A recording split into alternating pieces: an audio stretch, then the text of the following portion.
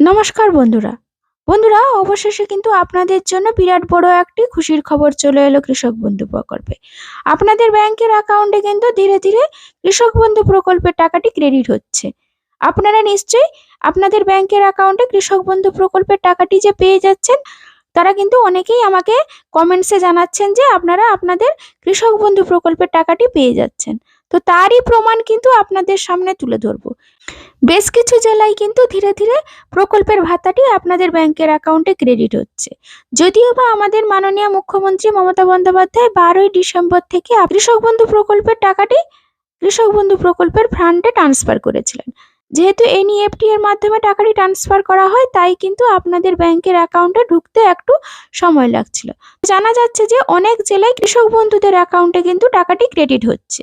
তো আপনাদের মধ্যে অনেকেই আমাকে এসএমএস এর দ্বারা জানিয়েছেন যে কৃষক বন্ধু প্রকল্পের টাকা আপনার ব্যাংকের অ্যাকাউন্টে ক্রেডিট হয়েছে। তারই প্রমাণ কিন্তু আপনাদের সামনে তুলে ধরবো।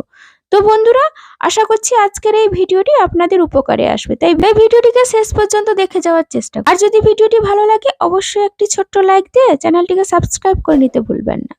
আর যারা আমার চ্যানেলটিকে আগে থেকেই সাবস্ক্রাইব করে রেখেছেন তাদের জন্য অসংখ্য ধন্যবাদ। তো চলুন বন্ধুরা, ভিডিওটি শুরু করা যাক। তো বন্ধুরা, আমাদের মাননীয় মুখ্যমন্ত্রী মমতা বন্দ্যোপাধ্যায় 2021 সালে কৃষক বন্ধুর নতুন প্রকল্পটি সূচনা করেন। এই প্রকল্পের অধীনে আমাদের মাননীয় মুখ্যমন্ত্রী মমতা বন্দ্যোপাধ্যায় বছরে 2টি কিস্তিতে আপনাদের ব্যাংকের অ্যাকাউন্টে সর্বোচ্চ 5,000 থেকে সর্বনিম্ন 2,000 টাকা পর্যন্ত আপনাদের ব্যাংকে টাকাটি ক্রেডিট হয়। খরিফ মরশুমের টাকা আপনারা পেয়ে গেছেন, ইতিমধ্যে কিন্তু রবি মরশুমের টাকা আপনাদের ব্যাংকের অ্যাকাউন্টে ধীরে ধীরে ক্রেডিট হচ্ছে। তো আপনারা স্ক্রিনে দেখতে পাচ্ছেন যে কৃষক বন্ধু প্রকল্পের একজন এসএমএস পাঠিয়েছেন, তারই ছবি তুলে ধরেছে। ইনি হচ্ছেন পূর্ব মেদিনীপুর জেলার বাজকুল ব্লকের একজন কৃষক। উনি কিন্তু আমাকে এই এসএমএসটি পাঠিয়েছেন। তো বন্ধুরা, এরপরে এসএমএসটি যেটা দেখতে পাচ্ছেন, তো ইনি হচ্ছেন পশ্চিম মেদিনীপুর জেলার দাঁতন ব্লকের একজন কৃষক। উনি যে কৃষক বন্ধু প্রকল্পের টাকাটি পেয়েছেন, উনি কিন্তু আমাকে এই এসএমএসটি পাঠিয়েছেন। পরের যে এসএমএসটি দেখাচ্ছি বন্ধুরা, উনি কিন্তু বাঁকুড়া জেলার গোবিন্দপুর থেকে এই এসএমএসটি পাঠিয়েছেন। তো বন্ধুরা, এসএমএস গুলো দেখে বুঝতে পারলেন যে ধীরে ধীরে কিন্তু প্রকল্পের ভাতাটি ছাড়া হচ্ছে। আপনাদের ব্যাংকের অ্যাকাউন্টে যদি এখনো পর্যন্ত কৃষক বন্ধু প্রকল্পের টাকাটি ক্রেডিট হয়নি, তাহলে বলবো আপনার যদি স্ট্যাটাসটি অ্যাপ্রুভড থেকে থাকে, তার সাথে সাথে যদি আপনাদের ট্রানজাকশন স্ট্যাটাসের ঘরে অ্যাকাউন্ট ভ্যালিড এই অপশনটি চলে আসে, তাহলে বলবো বন্ধুরা অবশ্যই কিন্তু আপনাদের ব্যাংকের অ্যাকাউন্টে কৃষক বন্ধু প্রকল্পের টাকাটি ক্রেডিট হবে।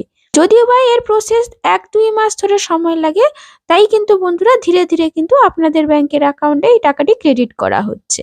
তাই বন্ধুরা, যখনই কিন্তু সবার ব্যাংকের অ্যাকাউন্টে কৃষক বন্ধু প্রকল্পের টাকাটি দিয়ে দেওয়া হবে, তারপরেই কিন্তু আপনাদের ট্রানজাকশন স্ট্যাটাসের ঘরে দেখবেন ট্রানজাকশন সাকসেস বলে এই লেখাটি কিন্তু চলে আসবে।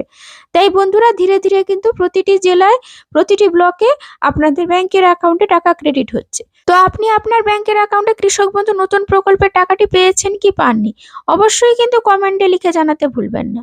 তো বন্ধুরা, আজকে এইটুকু আপডেট দেওয়া ছিল। যদি ভিডিওটি ভালো লাগে অবশ্যই কিন্তু একটি লাইক দিতে ভুলবেন না। ধন্যবাদ।